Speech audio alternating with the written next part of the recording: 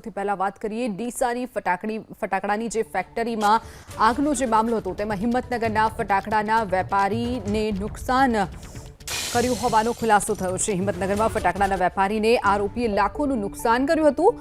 ભિલોડાના બે ભાઈને પાર્ટનર બનાવી ગામભોઈમાં ફટાકડાનું ગોડાઉન ખોલ્યું હતું। ધંધામાં હિસાબનું ગોટાળાની આશંકાએ 2 જ વર્ષમાં વેપાર બંધ કરી દેવાની ફરજ પડી હતી। વિજય સિંધી નામના પાર્ટનરે ફટાકડાનો ધંધો બંધ કરી દીપકને છૂટો કર્યો હતો।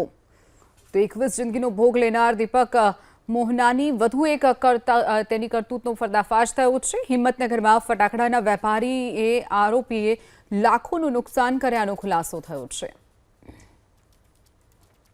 અમે અહીંયા 22-23માં રિટેલિંગનો ધંધો ચાલુ કર્યો હતો ફટાકડાનો, જેમાં અમે મેન્યુફેક્ચર નહોતા કરતા, ઓનલી ટ્રેડિંગ જ કરતા હતા।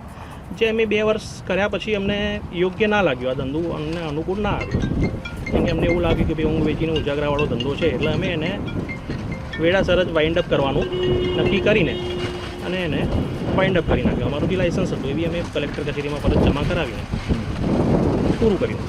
પોલીસ પણ આપને તપાસ કરવા માટે શું તપાસ કરી છે? બસ એમને ગોડાઉન ચેક કરવાનું કીધું, એમને ગોડાઉન ચેક કરાવ્યું અને અમારા જે ગોડાઉન ગુજરાત વેર હાઉસિંગ કોર્પોરેશનના અમે ભાડે આપ્યા છે એમની રિસિપ્ટ એમને આપી અને અહીંયા અમારી પાસે કોઈ જાતનો કોઈ માલ નથી।